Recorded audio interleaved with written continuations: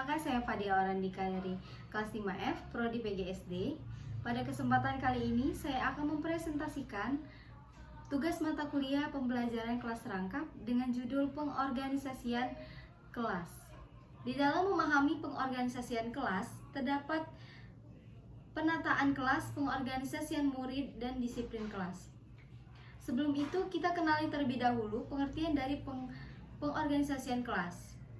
Pengorganisasian kelas adalah keterampilan penting bagi guru untuk memahami, mendiagnosis, dan memperbaiki suasana kelas. Aspek-aspek yang perlu diperhatikan meliputi sifat kelas, pendorongan kekuatan, situasi kelas, serta tindakan seleksi dan kreatif. Hal ini penting untuk menciptakan dan mempertahankan kondisi kelas yang optimal. Selanjutnya, penataan ruang kelas. Penataan ruang kelas untuk pembelajaran kelas rangkap melibatkan pengaturan dan penyusunan ruang kelas agar sesuai dengan kebutuhan pembelajaran bagi dua atau lebih kelompok yang belajar secara bersamaan. Tujuannya adalah menciptakan lingkungan yang mendukung pembelajaran yang efektif dan interaktif bagi semua kelompok yang terlibat. Nah, yang pertama, penataan fisik kelas seperti daerah pajangan, kemudahan bergerak, sinar atau cahaya, papan tulis, bangku dan kursi, meja guru, panas dan ventilasi. Dengan adanya hal-hal tersebut memberikan suatu lingkungan yang kondusif agar para murid dapat belajar dengan efektif. Yang kedua, pengaturan denah ruang kelas. Secara garis besar, masih banyak sekolah dasar yang menggunakan denah ruang kelas persegi seperti ini. Pengaturan denah tersebut kurang efektif untuk pembelajaran PKR dikarenakan oleh hal-hal berikut, seperti tidak luas atau kurang sigap jika guru beralih dari bentuk kegiatan klasikal menjadi kegiatan kelompok, dan sulit mengadakan kegiatan bervariasi dalam satu waktu bersamaan. Juga terbatasnya ruang gerak guru dalam melakukan survive dan memberikan umpan balik secara individual. Contoh pengaturan ruang kelas yang dapat dijadikan referensi dalam pembelajaran kelas rangkap seperti berikut. Dan yang ketiga, mengatur pajangan.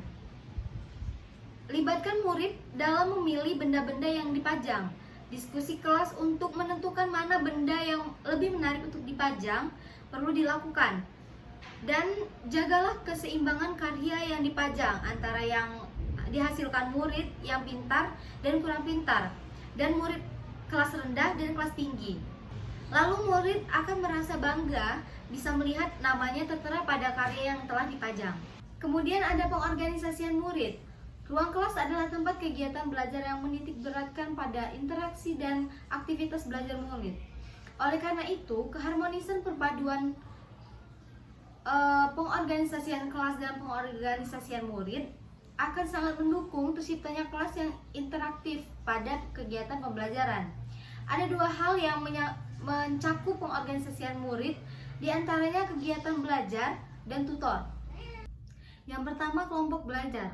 Kelompok belajar dapat dibentuk sesuai kebutuhannya. Yang pertama, kelompok belajar berdasarkan persamaan kemampuan, yaitu murid-murid dikelompokkan sesuai kemampuannya masing-masing. Sedangkan kelompok belajar berdasarkan kemampuan yang berbeda, kelompok ini cocok untuk kegiatan bersama-sama, misalnya pengamatan, studi wisata, olahraga, dan kesenian.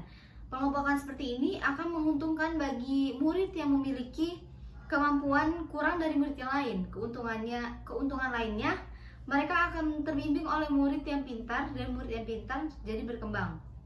Dan yang ketiga, kelompok belajar berdasarkan pengelompokan sosial. Kelompok ini didasarkan pada kecocokan antara murid dan mencerminkan keharmonisan dalam lingkungan belajar.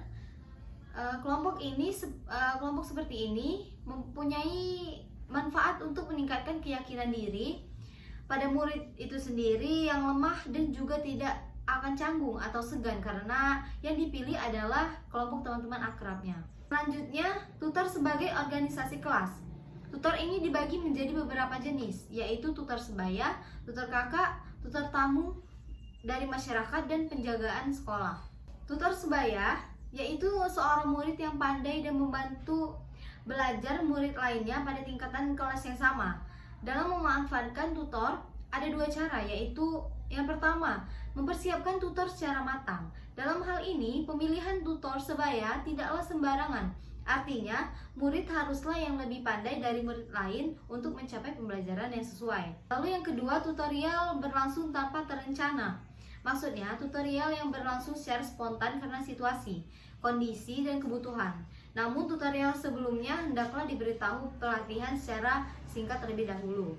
Sedangkan tutor kakak adalah tutor yang dipilih dari kelas yang lebih tinggi. Tentu saja, tutor kakak ini kemampuannya harus di atas rata-rata dari kelas rendah karena ia mempunyai peran penting untuk membantu pembelajaran adik-adik kelasnya. Tutor kakak pada umumnya diambil dari kelas tinggi. Selain itu, ada disiplin kelas. Disiplin kelas merujuk pada upaya guru dalam menetapkan aturan dan kegiatan yang membuat siswa terfokus pada pembelajaran, sehingga mereka tidak terlibat dalam aktivitas yang mengganggu ketertiban kelas. Aturan dan kegiatan ini disebut dengan aturan kegiatan kelas atau ARK dan kegiatan siap atau KS. Aturan kelas ini sendiri adalah pedoman yang ditetapkan oleh guru untuk mengatur perilaku dan kegiatan belajar murid.